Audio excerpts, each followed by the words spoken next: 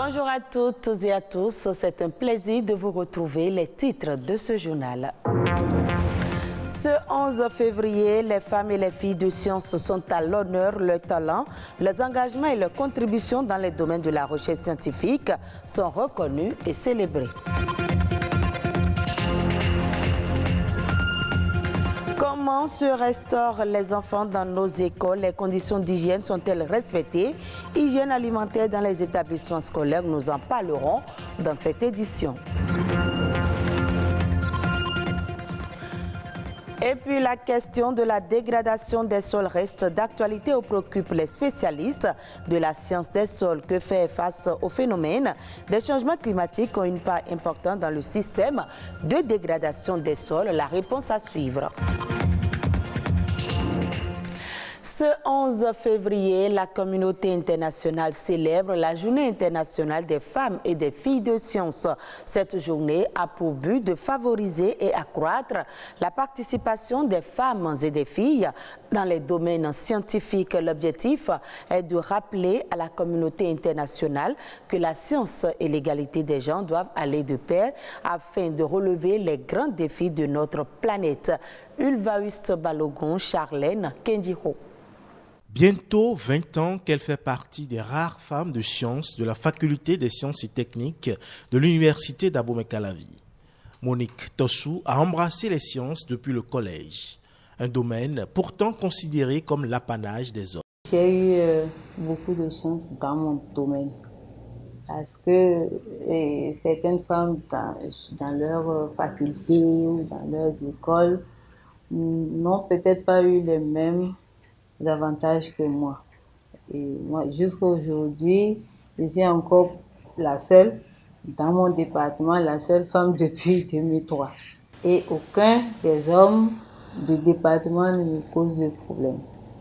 Selon l'Organisation des Nations Unies, à l'échelle mondiale, seulement 33% des chercheurs sont des femmes.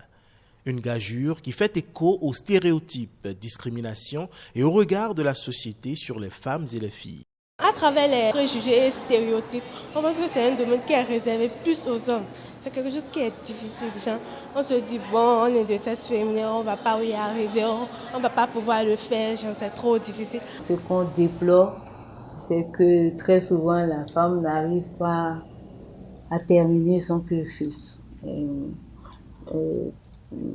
Beaucoup de filles, au cours de leur parcours, au fin de grossesse, et c'est ça qui limite un peu à la fin le nombre de femmes qui vont donc vers la science. Quand je prends au niveau des enseignantes, par exemple, vous avez à peine, à la faculté des sciences, à peine une quinzaine de femmes, alors qu'il y a près de 100 enseignants. Alors, donc vous voyez que c'est encore très petit le taux de femmes qui s'intéressent à la science. Et pour relever ce défi, la participation et le leadership plein et égaux des femmes et des filles au sein des communautés des sciences sont plus nécessaires que jamais. Si on veut vraiment surtout que les filles s'intéressent aux sciences dures, je crois qu'il y a un travail de base que nous devons faire. Nous devons les sensibiliser et les dénicher de leur déjà très tôt. Et puis, pourquoi ne pas les regrouper pour des mises à niveau, pour les encourager à continuer jusqu'au papa au docteur. Je crois que les femmes, aussi bien que les hommes, peuvent aller vers les sciences. La science et l'égalité entre les sexes sont indispensables pour réaliser les objectifs de développement durable. Et des actions fortes sont attendues des gouvernants pour inspirer et promouvoir la participation des femmes et des filles à la science. Pas toujours facile aux écoliers de s'acheter à manger pendant les périodes de récréation. La raison est toute simple. Très peu d'établissements scolaires disposent de cantines dignes de nom. Des repas pas toujours propres à la consommation leur sont servis, situation souvent à l'origine des intoxications alimentaires. Comment se présente le phénomène?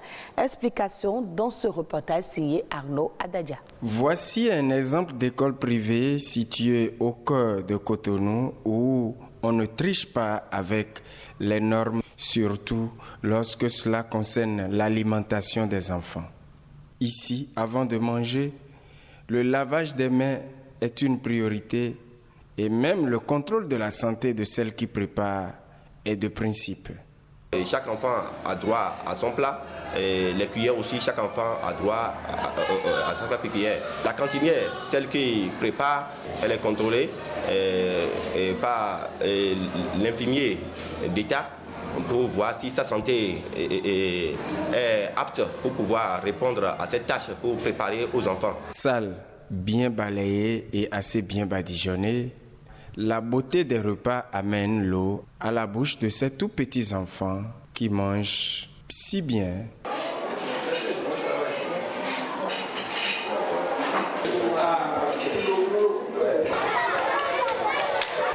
Dans cette école publique à fort taux d'effectifs, comment se passe d'habitude le contrôle de l'alimentation des écoliers? Nous sommes dans un complexe ici. Et au niveau de ce complexe, nous avons mis en place une organisation. Et chaque groupe a une ou bien un responsable chargé de l'hygiène et nutrition.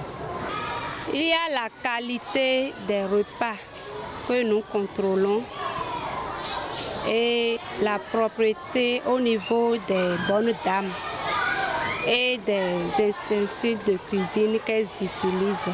Par moment, elles dérèglent un peu. Par exemple, elles peuvent ne pas bien faire la mousse et elles vont vouloir préparer et laver les bols. Donc, on réagit en même temps.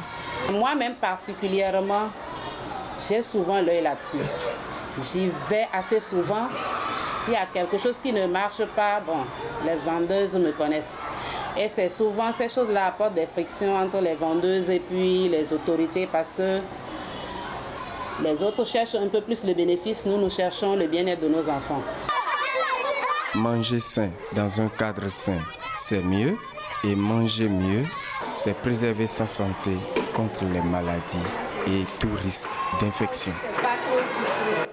Je l'annonçais dans les titres, la baisse de fertilité des sols constitue une des principales difficultés que connaît actuellement l'agriculture béninoise. Les terres cultivées s'épuisent à un rythme accéléré et les rendements des cultures baissent continuellement. Les changements climatiques ont aussi une part importante dans ce système de dégradation. Que faire face à ce phénomène?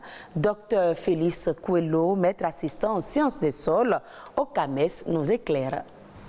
Tout récemment, au niveau de 17 communes, nous avons constaté que 16 à 20% des terres sont érodées, donc à un niveau de dégradation élevé. Et au niveau de ce phénomène, nous avons surtout les pratiques inappropriées des agriculteurs, telles que l'utilisation abusive des engrais et des pesticides. Et nous avons les feux de brousse, et nous avons la destruction du couvert végétal. Au fait, l'eau et le vent ne constituent pas tellement une menace pour les sols, mais sont les agents naturels de la dégradation. Il faut sensibiliser les acteurs du monde agricole. Si ces acteurs n'ont pas conscience de l'effet de leurs mauvaises pratiques sur le sol, ils ne pourront pas changer de comportement. Et deuxièmement, il faut mettre à leur disposition les bonnes pratiques. Et quand on parle de bonnes pratiques, il faut éviter par exemple les feux de brousse. Et pour éviter les feux de brousse, il suffit de faire un paillage que nous appelons mulching.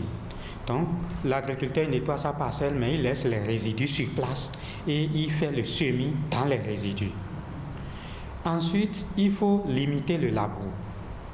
Il faut faire un minimum labour ou bien il ne faut pas du tout faire le labour. Ensuite, il faut associer à l'utilisation des engrais chimiques les engrais organiques. Aussi, pour ce qui concerne les insecticides et les herbicides, nous avons des plantes à effet insecticide, donc des extraits de plantes que nous pouvons utiliser pour tuer les ravageurs. Et là, on n'aura pas besoin d'utiliser les insecticides. Et là, on peut alors protéger les terres. Quelques informations au plan international dans cette édition. C'est dans Eco Inter, un condensé préparé et présenté par Ulvaeus Balogun.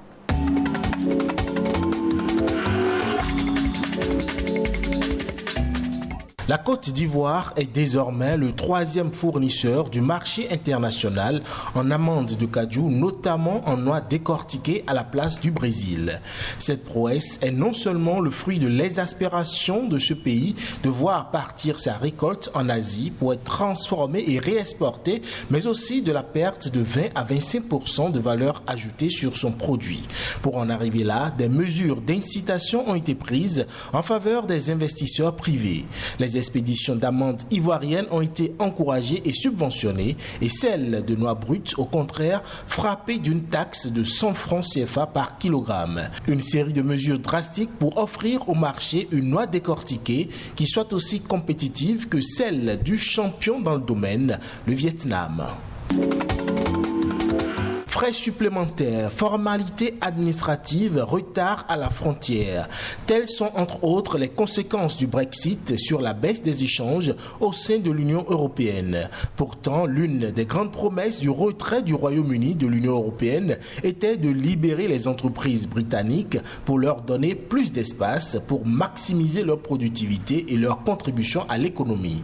Malheureusement, un an après, le seul impact détectable, ce sont des coûts plus élevés, des formalités administratives et des retards à la frontière, détaille un rapport qui met en garde contre un accroissement des dites difficultés et le risque de fraude induit par le report de la mise en œuvre du dispositif permanent des contrôles à l'importation.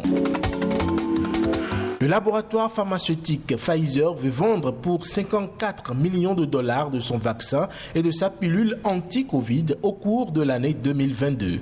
En janvier, le groupe pharmaceutique a lancé un essai clinique pour contrer le variant Omicron. Et dans le même temps, il a commencé la commercialisation dans 40 pays du Paxlovid, son traitement anti-Covid. Il s'en est déjà vendu pour 72 millions de dollars et Pfizer prévoit d'en produire 120 millions de doses cette année. Plus précisément, l'entreprise prévoit d'écouler en 2022 pour 32 milliards de dollars de son vaccin contre le Covid-19 et pour 22 milliards de dollars du Paxlovid.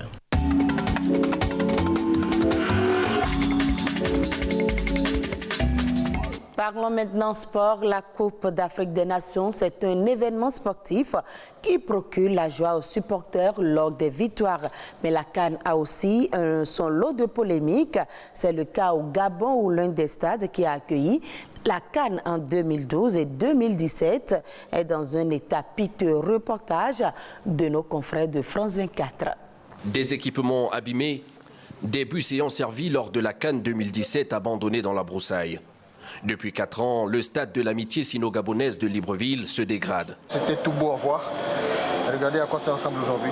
Dans l'enceinte ce jour-là, Berlek Lekobat n'en croit pas ses yeux. Le journaliste sportif n'avait pas remis les pieds dans ce stade de 40 000 places depuis la Coupe d'Afrique des Nations de 2017. Un stade sorti de terre voilà 10 ans, censé être une infrastructure sportive majeure pour les Gabonais. Et il servait il y a quelques mois encore de centre de test Covid. C'est un peu la tristesse parce que c'était un endroit qui inspirait une certaine fierté. Il y avait là des journalistes du monde entier. Et quand ils étaient là, le Gabon était valorisé. Et aujourd'hui, quand je reviens, quand je vois ça, c'est triste. Des stades délaissés comme l'une des plus grandes et des plus anciennes enceintes du pays, situées quelques kilomètres plus loin. Les travaux de rénovation du stade Omar Bongo n'ont jamais vu le jour. Pourtant, l'État gabonais y avait investi près de 100 milliards de francs CFA, soit 154 millions d'euros. Des installations vétustes et une pelouse érodée que ces jeunes du quartier sont désormais les seuls à utiliser. Depuis 2 ans, le championnat national est à l'arrêt, comme l'entretien du stade. Un drame pour Ulrich Kessani, ancien capitaine de l'équipe gabonaise. Selon lui, l'organisation d'une compétition comme la CAN aurait dû booster le football gabonais. Lorsqu'on a quelque chose d'historique comme ça, on doit pouvoir se battre pour le réhabiliter, parce que c'est l'histoire de plusieurs générations, c'est l'histoire du Gabon, c'est l'histoire du football gabonais. Quelle est la logique aujourd'hui de construire des infrastructures pour qu'ils ne servent pas à nos compétitions domestiques? C'est une problématique, je pense que le ministre des Sports devrait en répondre. Entre 2012 et 2017, le Gabon a dépensé plus de 700 milliards de francs CFA, soit 1,66 milliard d'euros pour l'organisation de 2 Coupes d'Afrique. Des dépenses qui ont pesé lourd sur le contribuable et qui sont toujours décriées par les opposants au régime en place. Sollicité, le ministre gabonais des Sports n'a pas donné suite à nos demandes. Voilà qui met un terme à cette session d'information que vous pouvez revoir sur le www.ortb.bj. Merci à vous de nous avoir suivis.